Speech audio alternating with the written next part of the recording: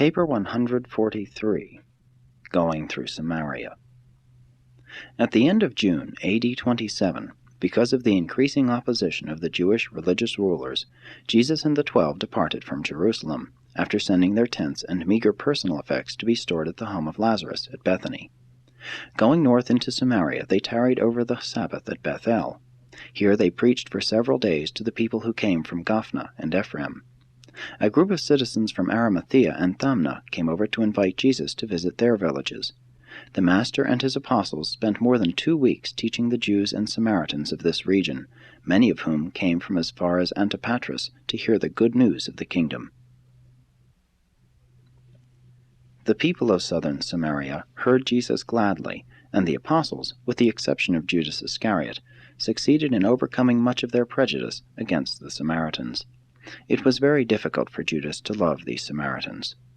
The last week of July, Jesus and his associates made ready to depart for the new Greek cities of Phasaelis and Archelaus near the Jordan.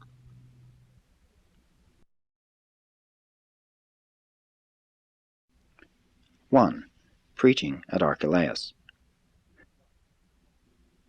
The first half of the month of August, the apostolic party made its headquarters at the Greek cities of Archelaus and Phasaelis, where they had their first experience preaching to well-nigh exclusive gatherings of Gentiles, Greeks, Romans, and Syrians, for few Jews dwelt in these 2 Greek towns. In contacting with these Roman citizens, the apostles encountered new difficulties in the proclamation of the message of the coming kingdom, and they met with new objections to the teachings of Jesus. At one of the many evening conferences with his apostles, Jesus listened attentively to these objections to the gospel of the kingdom, as the 12 repeated their experiences with the subjects of their personal labors. A question asked by Philip was typical of their difficulties. Said Philip, "Master, these Greeks and Romans make light of our message, saying that such teachings are fit for only weaklings and slaves. They assert that the religion of the heathen is superior to our teaching because it inspires to the acquirement of a strong, robust, and aggressive character. They affirm that we would convert all men into enfeebled specimens of passive non-resistors who would soon perish from the face of the earth. They like you, Master, and freely admit your teaching is heavenly and ideal, but they will not take us seriously. They assert that your religion is not for this world, that men cannot live as you teach. And now, Master, what shall we say to these Gentiles?" After Jesus had heard similar objections to the gospel of the kingdom presented by Thomas, Nathanael, Simon Zelotes, and Matthew, he said to the 12, "I have come into this world to do the will of my Father, and to reveal his loving character to all mankind. That, my brethren, is my mission, and this one thing I will do, regardless of the misunderstanding of my teachings by Jews or Gentiles of this day or of another generation. But you should not overlook the fact that even divine love has its severe disciplines. A father's love for his son oftentimes impels the father to restrain the unwise acts of his thoughtless offspring. The child does not always comprehend the wise and loving motives of the father's restraining discipline. But I declare to you that my Father in paradise does rule a universe of universes by the compelling power of his love. Love is the greatest of all spirit realities. Truth is a liberating revelation, but love is the supreme relationship. And no matter what blunders your fellow men make in the world management of today, in an age to come the gospel which I declare to you will rule this very world. The ultimate goal of human progress is the reverent recognition of the fatherhood of God and the loving materialization of the brotherhood of man." But who told you that my gospel was intended only for slaves and weaklings? Do you, my chosen apostles, resemble weaklings? Did John look like a weakling? Do you observe that I am enslaved by fear? True, the poor and oppressed of this generation have the gospel preached to them. The religions of this world have neglected the poor, but my Father is no respecter of persons. Besides, the poor of this day are the first to heed the call to repentance and acceptance of sonship. The gospel of the kingdom is to be preached to all men, Jew and Gentile, Greek and Roman, rich and poor, free and bond, and equally to young and old, male and female. Because my Father is a God of love and delights in the practice of mercy, do not imbibe the idea that the service of the kingdom is to be one of monotonous ease. The paradise ascent is the supreme adventure of all time, the rugged achievement of eternity. The service of the kingdom on earth will call for all the courageous manhood that you and your co-workers can muster. Many of you will be put to death for your loyalty to the gospel of this kingdom. It is easy to die in the line of physical battle when your courage is strengthened by the presence of your fighting comrades, but it requires a higher and more profound form of human courage and devotion, calmly and all alone to lay down your life for the love of a truth enshrined in your mortal heart. Today the unbelievers may taunt you with preaching a gospel of non-resistance and with living lives of non-violence, but you are the first volunteers of a long line of sincere believers in the gospel of this kingdom who will astonish all mankind by their heroic devotion to these teachings. No armies of the world have ever displayed more courage and bravery than will be portrayed by you and your loyal successors, who shall go forth to all the world proclaiming the good news, the fatherhood of God, and the brotherhood of men. The courage of the flesh is the lowest form of bravery. Mind bravery is a higher type of human courage, but the highest and supreme is uncompromising loyalty to the enlightened convictions of profound spiritual realities. And such courage constitutes the heroism of the God-knowing man. And you are all God-knowing men. You are in very truth the personal associates of the Son of Man. This was not all that Jesus said on that occasion, but it is the introduction of his address, and he went on at great length in amplification and in illustration of this pronouncement. This was one of the most impassioned addresses which Jesus ever delivered to the 12. Seldom did the Master speak to his apostles with evident strong feeling, but this was one of those few occasions when he spoke with manifest earnestness, accompanied by marked emotion. The result upon the public preaching and personal ministry of the apostles was immediate. From that very day their message took on a new note of courageous dominance. The 12 continued to acquire the spirit of positive aggression in the new gospel of the kingdom. From this day forward they did not occupy themselves so much with the preaching of the negative virtues and the passive injunctions of their Master's many-sided teaching.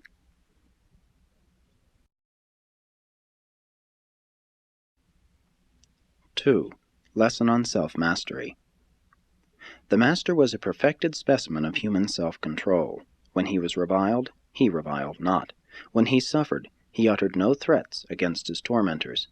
When he was denounced by his enemies, he simply committed himself to the righteous judgment of the Father in heaven. At one of the evening conferences, Andrew asked Jesus, "Master, are we to practice self-denial as John taught us, or are we to strive for the self-control of your teaching? Wherein does your teaching differ from that of John?"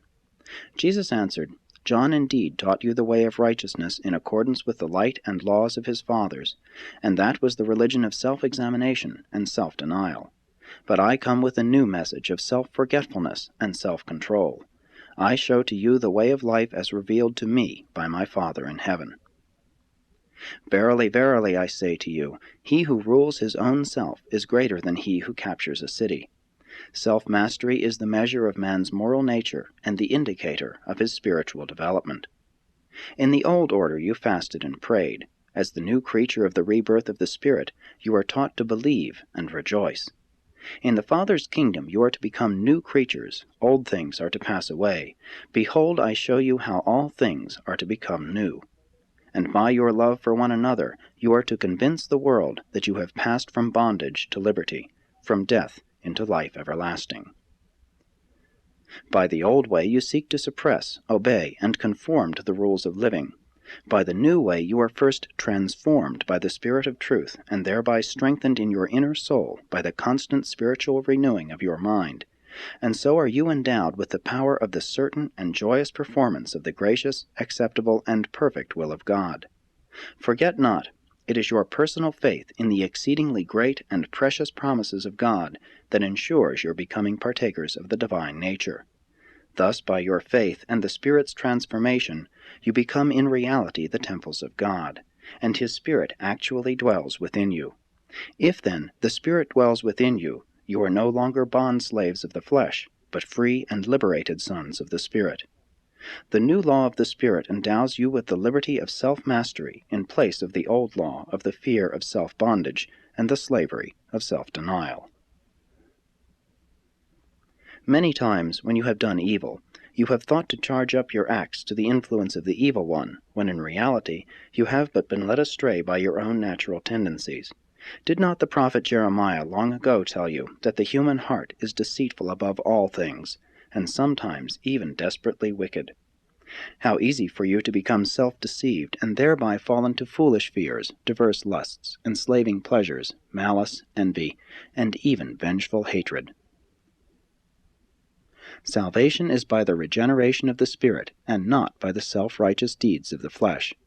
You are justified by faith, and fellowshipped by grace, not by fear and the self-denial of the flesh, albeit the Father's children who have been born of the Spirit are ever and always masters of the self and all that pertains to the desires of the flesh. When you know that you are saved by faith, you have real peace with God, and all who follow in the way of this heavenly peace are destined to be sanctified to the eternal service of the ever-advancing sons of the eternal God. Henceforth it is not a duty, but rather your exalted privilege to cleanse yourselves from all evils of mind and body, while you seek for perfection in the love of God. Your sonship is grounded in faith, and you are to remain unmoved by fear. Your joy is born of trust in the divine word, and you shall not therefore be led to doubt the reality of the Father's love and mercy. It is the very goodness of God that leads men into true and genuine repentance. Your secret of the mastery of self is bound up with your faith in the indwelling Spirit, which ever works by love. Even this saving faith you have not of yourselves. It also is the gift of God. And if you are the children of this living faith, you are no longer the bond-slaves of self, but rather the triumphant masters of yourselves, the liberated sons of God. If then, my children, you are born of the Spirit, you are forever delivered from the self-conscious bondage of a life of self-denial and watch-care over the desires of the flesh, and you are translated into the joyous kingdom of the Spirit, whence you spontaneously show forth the fruits of the Spirit in your daily lives. And the fruits of the Spirit are the essence of the highest type of enjoyable and ennobling self-control, even the heights of terrestrial mortal attainment, true self-mastery. 3. Diversion and relaxation. About this time a state of great nervous and emotional tension developed among the apostles and their immediate disciple associates. They had hardly become accustomed to living and working together. They were experiencing increasing difficulties in maintaining harmonious relations with John's disciples. The contact with the Gentiles and the Samaritans was a great trial to these Jews, and besides all this, the recent utterances of Jesus had augmented their disturbed state of mind. Andrew was almost beside himself. He did not know what next to do, and so he went to the Master with his problems and perplexities.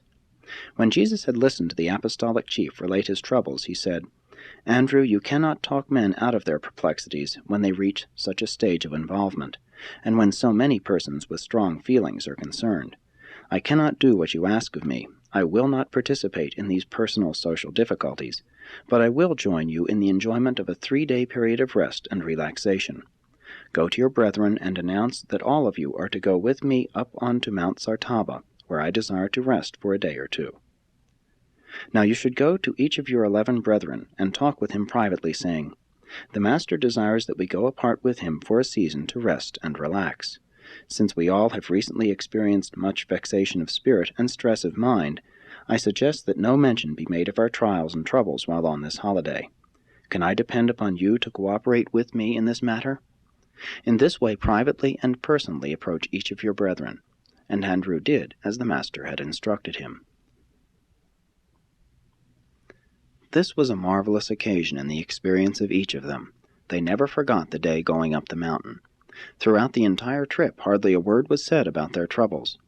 Upon reaching the top of the mountain, Jesus seated them about him while he said, "My brethren, you must all learn the value of rest and the efficacy of relaxation. You must realize that the best method of solving some entangled problems is to forsake them for a time. Then when you go back fresh from your rest or worship, you are able to attack your troubles with a clearer head and a steadier hand, not to mention a more resolute heart. Again, many times your problem is found to have shrunk in size and proportions while you have been resting your mind and body."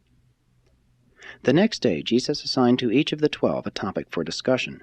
The whole day was devoted to reminiscences and to talking over matters not related to their religious work.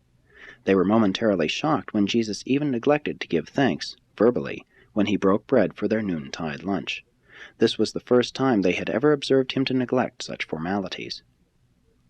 When they went up the mountain, Andrew's head was full of problems. John was inordinately perplexed in his heart. James was grievously troubled in his soul. Matthew was hard-pressed for funds, inasmuch as they had been sojourning among the Gentiles. Peter was overwrought, and had recently been more temperamental than usual. Judas was suffering from a periodic attack of sensitiveness and selfishness.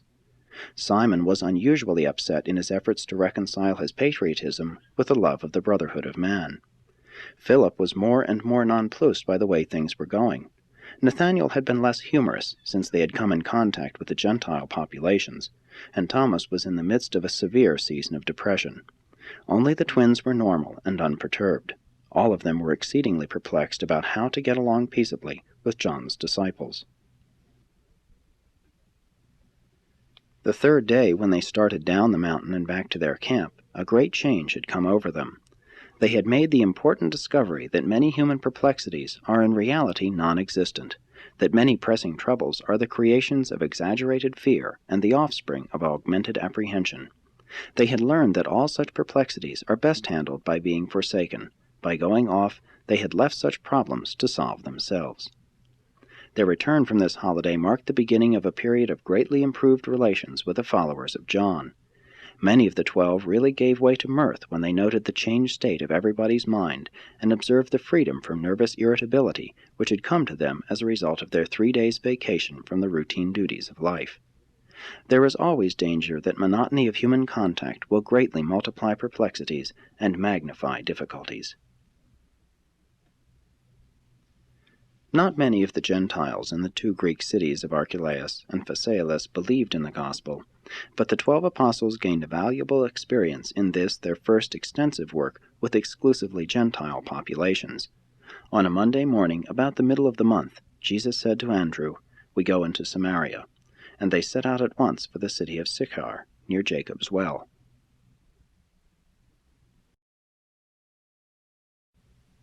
4.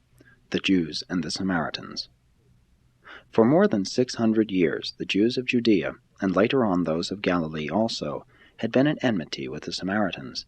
This ill feeling between the Jews and the Samaritans came about in this way. About 700 years B.C., Sargon, king of Assyria, in subduing a revolt in central Palestine, carried away and into captivity over 25,000 Jews of the northern kingdom of Israel, and installed in their place an almost equal number of the descendants of the Cuthites, Sepharvites, and Hamathites. Later on, Ashurbanipal sent still other colonies to dwell in Samaria. The religious enmity between the Jews and the Samaritans dated from the return of the former from the Babylonian captivity, when the Samaritans worked to prevent the rebuilding of Jerusalem. Later they offended the Jews by extending friendly assistance to the armies of Alexander.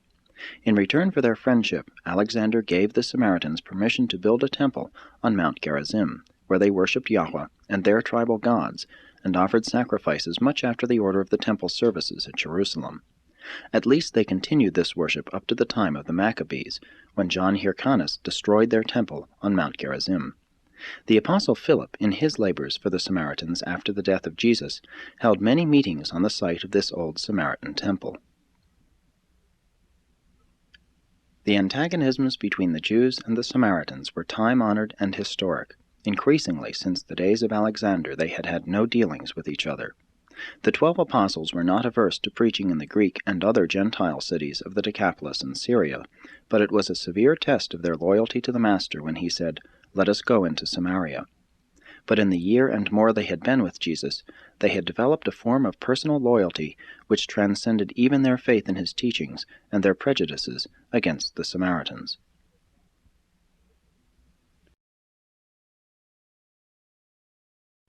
"5. The woman of Sychar. When the Master and the 12 arrived at Jacob's well, Jesus, being weary from the journey, tarried by the well while Philip took the apostles with him to assist in bringing food and tents from Sychar, for they were disposed to stay in this vicinity for a while.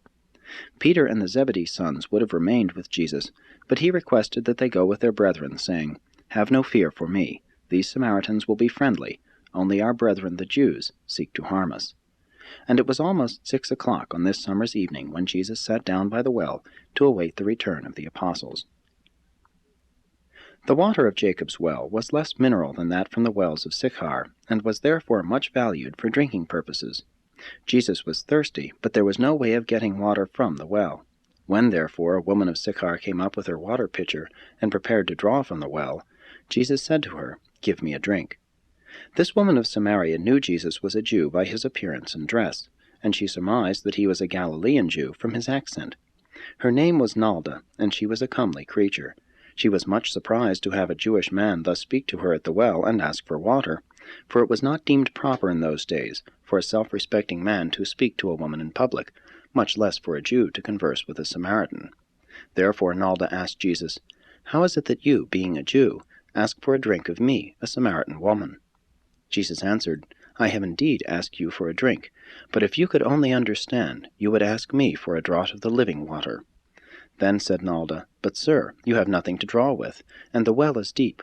Whence, then, have you this living water? Are you greater than our father Jacob, who gave us this well, and who drank thereof himself, and his sons, and his cattle also?" Jesus replied, "Every one who drinks of this water will thirst again. But whosoever drinks of the water of the living Spirit shall never thirst.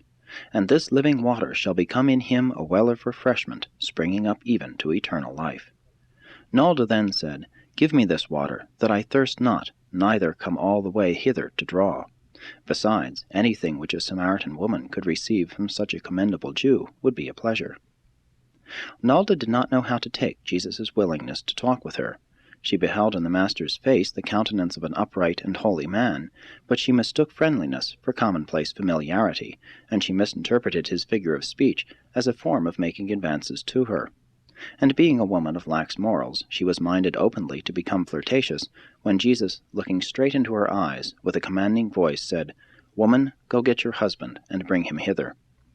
This command brought Nalda to her senses. She saw that she had misjudged the Master's kindness. She perceived that she had misconstrued his manner of speech.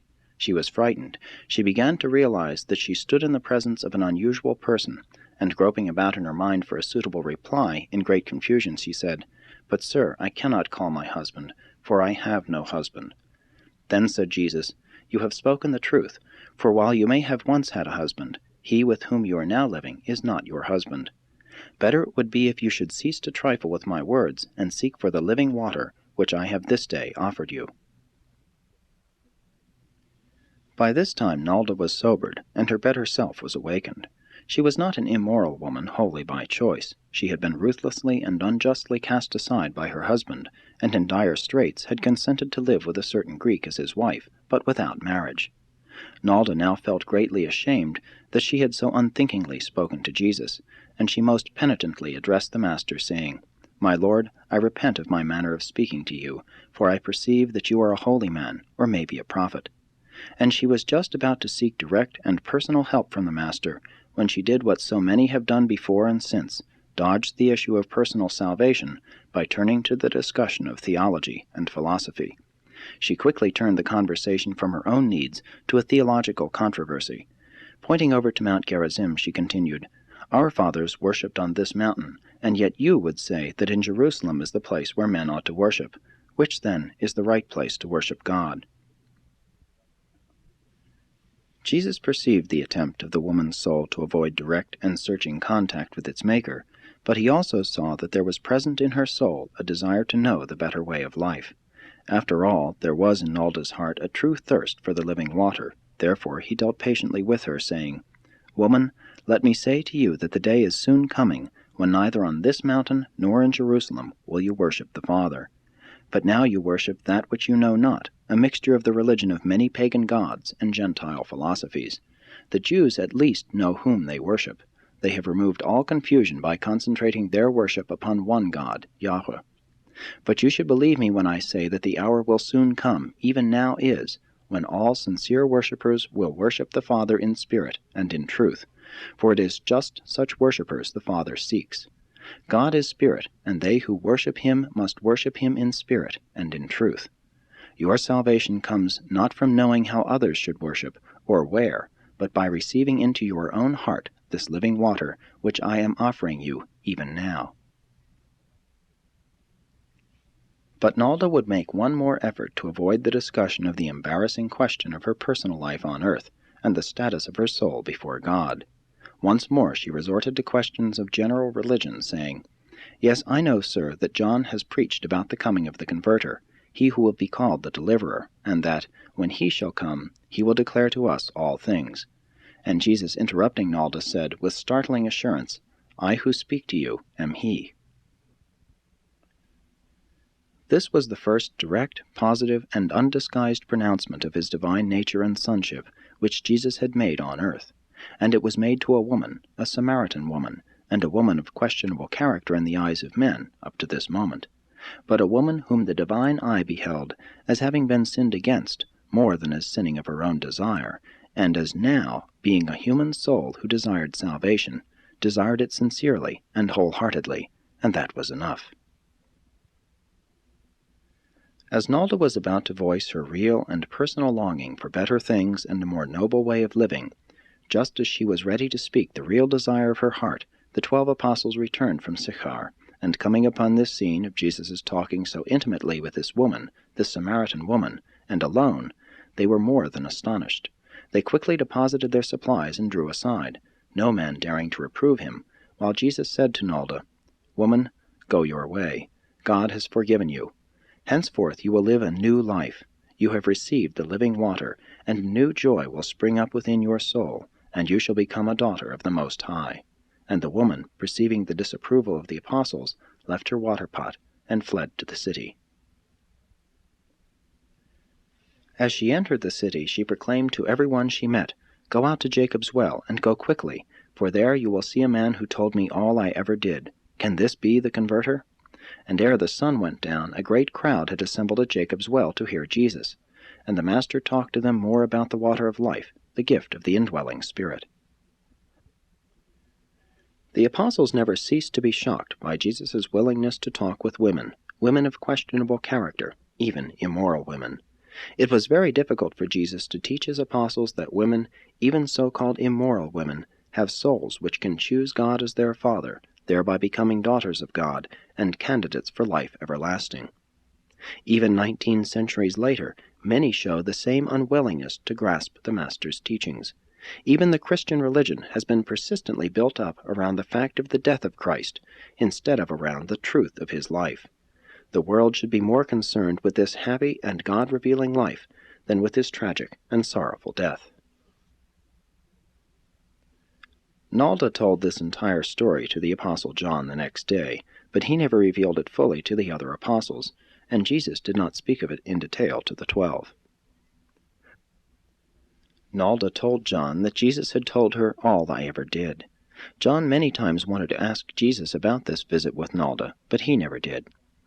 Jesus told her only one thing about herself, but his look into her eyes and the manner of his dealing with her had so brought all of her checkered life in panoramic review before her mind in a moment of time that she associated all of this self-revelation of her past life with the look and the word of the Master. Jesus never told her she had had 5 husbands.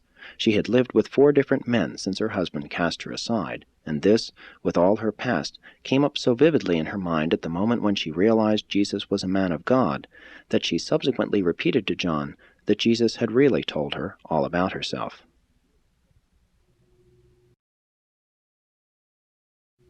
6. The Samaritan Revival.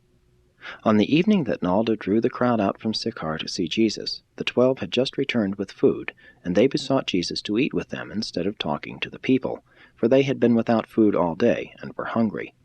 But Jesus knew that darkness would soon be upon them, so he persisted in his determination to talk to the people before he sent them away. When Andrew sought to persuade him to eat a bite before speaking to the crowd, Jesus said, "I have meat to eat that you do not know about." When the apostles heard this, they said among themselves, "Has any man brought him aught to eat? Can it be that the woman gave him food as well as drink?"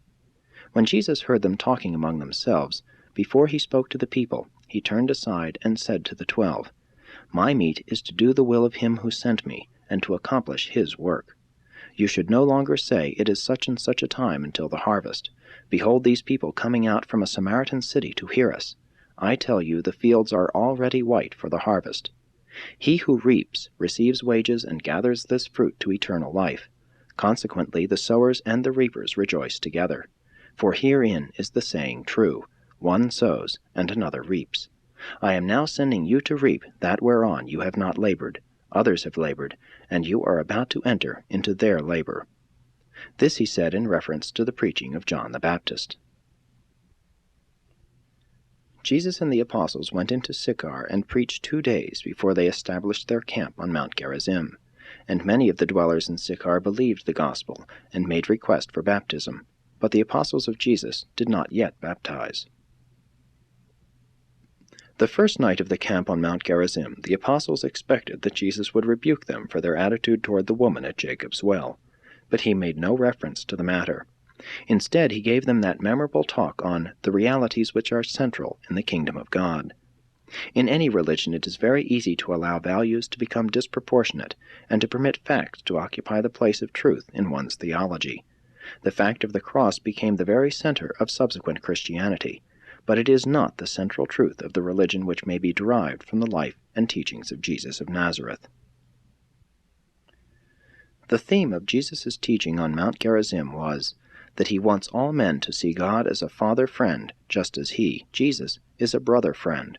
And again he impressed upon them that love is the greatest relationship in the world, in the universe, just as truth is the greatest pronouncement of the observation of these divine relationships. Jesus declared himself so fully to the Samaritans because he could safely do so, and because he knew that he would not again visit the heart of Samaria to preach the gospel of the kingdom. Jesus and the 12 camped on Mount Gerizim until the end of August. They preached the good news of the kingdom, the fatherhood of God, to the Samaritans in the cities by day, and spent the nights at the camp. The work which Jesus and the 12 did in these Samaritan cities yielded many souls for the kingdom, and did much to prepare the way for the marvelous work of Philip in these regions after Jesus' death and resurrection, subsequent to the dispersion of the apostles to the ends of the earth by the bitter persecution of believers at Jerusalem. 7. Teachings about prayer and worship. At the evening conferences on Mount Gerizim, Jesus taught many great truths, and in particular he laid emphasis on the following. True religion is the act of an individual soul in its self-conscious relations with the Creator. Organized religion is man's attempt to socialize the worship of individual religionists. Worship, contemplation of the spiritual, must alternate with service, contact with material reality. Work should alternate with play. Religion should be balanced by humor. Profound philosophy should be relieved by rhythmic poetry. The strain of living, the time tension of personality, should be relaxed by the restfulness of worship.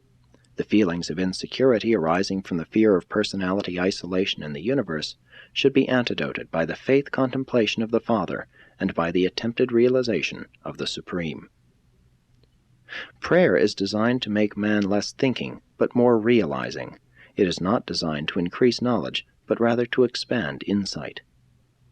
Worship is intended to anticipate the better life ahead, and then to reflect these new spiritual significances back onto the life which now is. Prayer is spiritually sustaining, but worship is divinely creative. Worship is the technique of looking to the One for the inspiration of service to the many. Worship is the yardstick which measures the extent of the soul's detachment from the material universe and its simultaneous and secure attachment to the spiritual realities of all creation. Prayer is self-reminding, sublime thinking. Worship is self-forgetting, super-thinking. Worship is effortless attention, true and ideal soul rest, a form of restful spiritual exertion. Worship is the act of the part identifying itself with the whole, the finite with the infinite, the Son with the Father, time in the act of striking step with eternity. Worship is the act of the Son's personal communion with the Divine Father, the assumption of refreshing, creative, fraternal, and romantic attitudes by the human soul spirit. Although the apostles grasped only a few of his teachings at the camp, other worlds did, and other generations on earth will.